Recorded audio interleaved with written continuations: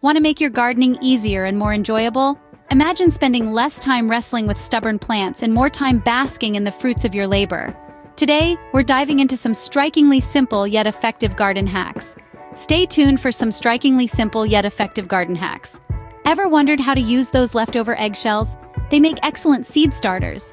Eggshells provide natural compost, enriching seeds with vital nutrients.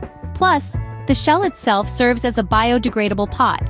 Now you can start your seeds in a nutrient-rich and eco-friendly way. Don't throw away those coffee grounds just yet. They can be a fantastic fertilizer for your garden.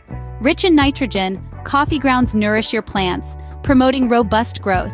Simply sprinkle them around your plants for an easy, cost-effective fertilizer. So next time, don't discard those coffee grounds. Instead, feed them to your plants. Did you know that a sprinkle of cinnamon can keep your plants healthy? Cinnamon's antifungal properties can halt diseases on seedlings in their tracks. Just lightly dust the soil around your plants with cinnamon. With this simple hack, your plants can stay fungus-free. Gardening doesn't have to be hard or expensive with these handy hacks.